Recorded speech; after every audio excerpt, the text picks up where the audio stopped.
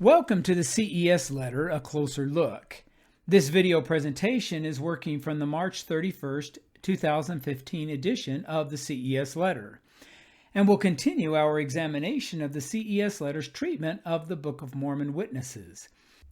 In Part 1, we learned that the three witnesses were respectable men and that the vast majority of their combined statements described an experience that cannot be dismissed as simply something they imagined. It is also obvious that hypnosis, even if accomplished by a skilled hypnotist, could not induce a vivid, complex hallucination simultaneously in the witnesses without them being aware of the mind manipulation. A variation on the idea of a hypnotic trance alleges that Joseph did not use hypnosis, but instead induced a religious frenzy in the witnesses, during which he interjected the hallucination into their thoughts or somehow coached their emotionality into seeing things that were not present. It is true that the three men were excited to become the three witnesses mentioned in the Book of Mormon.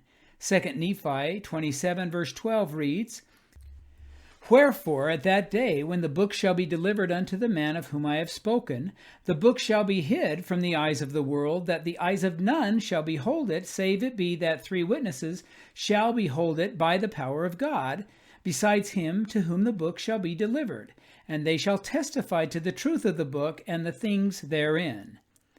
It is also true that Joseph received a revelation, telling the three witnesses that they would see the breastplate, the sword of Laban, the Urim and Thummim, and the Liahona.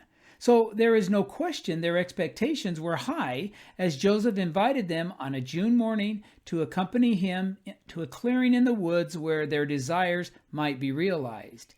In addition, it has been shown that religious excitement can be escalated in the minds of individuals, causing them to see visions. Early American clergyman Charles Chauncey described the experiences of pious individuals in a camp meeting setting. Visions now became common, and trances also, the subject of which were in their own conceit transported from earth to heaven, where they saw and heard most glorious things, conversed with Christ and the holy angels, had opened to them the book of life, and were permitted to read the names of the persons there, and the like. This account records how multiple persons saw visions, the Savior, an angel, and a book. Chauncey further explains what had preceded this remarkable display. The speaker delivers himself with the greatest vehemence, both of voice and gesture, and in the most frightful language his genius will allow of. If this has its intended effect upon one or two weak women, the shrieks catch from one to another till a great part of the congregation is affected. And some are in the thought that it may be too common for those zealous in the new way to cry out themselves on purpose to move others and bring forward a general scream. The preacher creates a religious frenzy as the excitement of the listeners escalates, and eventually some reported rapturous visions. Morgan Edwards, a Welsh historian of religion and Baptist minister, described the importance of the tones of the voice and actions of the body of the Baptist and Congregationalist ministers as they incited their audience into crying out under the ministry, falling down as in fits, and awaking in ecstasies, impulses, visions, and revelations. Early religious writer William Montgomery explained that the greatest asset of successful Baptist preachers was their language skills, including their ability to create vivid word pictures and their feel for the rhythms and evoked bodily responses of listeners. Could it be that Joseph Smith used these techniques to induce hallucinations in the three witnesses? Fortunately, all three left statements regarding their experiences. David Whitmer recounted, "I was plowing in the field one morning, and Joseph and Oliver came along with a revelation stating that I was to be one of the witnesses of the Book of Mormon. I got over the fence, and we went into the woods nearby and sat down on a log and talked a while. We then kneeled down and prayed. Joseph prayed. We then got up and sat on the log and were talking. when all at once a light came down from above us and encircled us for quite a little distance around. And the angel stood before us. He was dressed in white, and spoke and called me by name, and said, Blessed is he that keepeth his commandments. This is all I heard the angel say. A table was set before us, and on it the records were placed. The records of the Nephites, from which the Book of Mormon was translated, the brass plates, the ball or directors, the sword of Laban, and other plates. While we were viewing them, the voice of God spoke out of heaven, saying that the book was true and the translation correct. Oliver Cowdery, too, related, It was a clear, open, beautiful day, far from any inhabitants, in a remote field at the time we saw the record, of which it has been spoken, brought and laid before us by an angel, arrayed in glorious light, who ascended out of the midst of heaven. Now, if this is human juggling, judge ye. Martin Harris recalled, When the time came for the three witnesses to see the plates, Joseph, myself, David Whitmer, and Oliver Cowdery went into the woods to pray. When they had all engaged in prayer, they failed at the time to see the plates of the angel who should have been on hand to exhibit them. They all believed it was because I was not good enough, or, in other words, not sufficiently sanctified. I withdrew. As soon as I had gone away, the three others saw the angel and the plates. Martin also related, After they, David Whitmer, Joseph, and Oliver, had been visited by the angel, the prophet then came over to me where I was praying, and I asked the prophet to pray with me. After praying some time, the angel appeared with the gold plates, and I saw, with these two eyes, the angel stand with the gold plates in his hand, and I saw him turn leaf by leaf the plates of gold. And I also heard the voice of the Lord saying that these words were true and translated correctly. Concerning Martin's experience, David Whitmer remarked, I don't think he saw all that we did. But then David declared, Our testimony, as recorded in the Book of Mormon, is strictly and absolutely true, just as it is there written. Joseph Smith's role in these described experiences places him praying and engaging in talking. There is no mention of antics that could be interpreted as trying to induce either a state of hypnosis or whipping them into a religious frenzy. The multiple descriptions are very consistent with each other. It seems that only by embellishing these accounts and fabricating details otherwise not present in the witnesses' statements, that Joseph's role can be redefined as that of a skilled hypnotist or expert revivalist preacher. The historical record shows that Joseph Smith did not embrace or display the flamboyancy of revivalist preachers or encourage the uncontrolled behaviors of enthusiastic religionists. Even so, such phenomena would still seem inadequate to explain the testimonies of the Book of Mormon witnesses.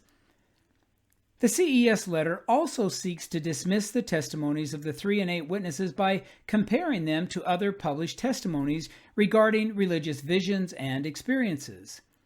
First is a comparison to James J. Strang's Voree plates. The CES letter spends over 3 pages discussing these plates and witnesses associated with them. Strang, a late convert to Mormonism, claimed to have received a letter from Joseph Smith appointing him to lead the church if the prophet were killed. Strang also claimed to translate ancient plates as the Book of the Law of the Lord. Emulating the Book of Mormon, a testimony of 7 witnesses is included in this book that Strang professed to have translated.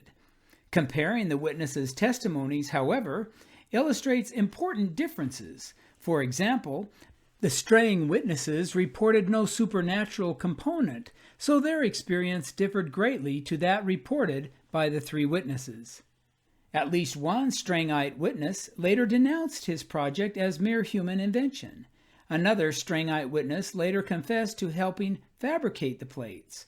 The witnesses, even after leaving the Strangite movement, expressed no concerns about continuing to bear the witness to what they had seen.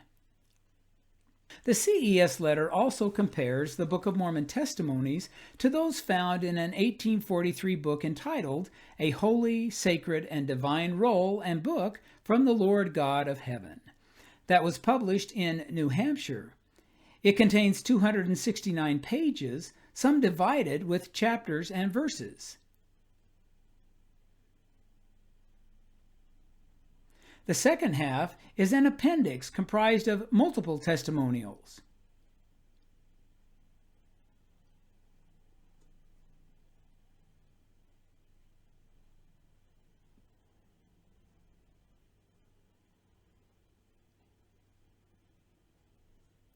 Tucked within these testimonials is a single sentence with 8 names attached that read, "We, the undersigned, hereby testify that we saw the holy angel standing upon the housetop, as mentioned in the foregoing declaration, holding the roll and book." This has been reproduced in the CES letter. The CES letter seems concerned that Joseph only had 3 witnesses. While there are 2 similarities, important differences show that the 2 are very dissimilar. On page 62, the CES letter attempts to discredit the witnesses, writing, "This is what first counselor in the First Presidency and once close associate, Sidney Rigdon, had to say about Oliver Cowdery, a lying, thieving, counterfeiting man who was united with a gang of counterfeiters, thieves, liars, and blacklegs in the deepest dye, to deceive, cheat, and defraud the saints out of their property by every art and stratagem which wickedness could invent." The first 7 words are not part of the original quotation and are from an unknown source. The remaining statement is from a February 15, 1841 letter. The CES letter fails to include another portion of that same letter that specifically mentions the witnesses' testimonies of the Book of Mormon. We wish to remind you that Oliver Cowdery and David Whitmer were among the principal of those who were the means of gathering us to this place. By their testimony, which they gave concerning the plates of the Book of Mormon, that they were shown to them by an angel, which testimony we believe now as much as before you had so scandalously disgraced it. It is true that the witnesses and church leaders were in conflict, but both sides maintained that the witnesses' experience with the angel was true. The CES letter asks, what does this say about the witnesses and their characters, if even the prophet and his counselor in the First Presidency thought they were questionable? Well, it shows that Joseph Smith was apparently not worried about the witnesses denying their testimony, even though if they had, it would have weakened his own credibility and the believability of his teachings and revelations. If Joseph had hypnotized them or induced a religious frenzy to manipulate their memories, he must have been certain that the experience was so real to all 3 of them that they would never deny it. That the witnesses were not co-conspirators with Joseph in a ruse to fool the people is supported. Clearly, they were more devoted to their testimonies than they were to Joseph Smith or to the church, which held them in high esteem, giving them honored positions wherever they went. Observers can judge the usefulness of the CES letter's treatment of the testimonies of the 12 witnesses of the Book of Mormon, of the 3 witnesses and the 8 witnesses, and Joseph Smith. If the coming forth of the Book of Mormon was not, as they portrayed in their statements, but instead emerged through some alternate process, what might it have been? To date, the naturalists' explanations involving hypnosis or religious frenzy seem inadequate. Such theories simply do not fit the evidence and include impossible assumptions. The reliability of the witnesses cannot be proven any more than the truthfulness of their declarations can be verified. But their existence does appear to be effective in fulfilling their original commission, just as it did immediately after their experiences with the angel, Joseph's mother, Lucy Mack Smith, recalled his feelings at that time. "You do not know how happy I am. The Lord has caused the plates to be shown to 3 more besides me, who have also seen an angel, and will have to testify to the truth of what I have said, for they know for themselves that I do not go about to deceive the people, and I do feel as though I was relieved of a dreadful burden which was almost too much for me to endure. But they will now have to bear a part, and it does rejoice my soul that I am not any longer to be entirely alone in the world." For more information, see ldsanswers.net.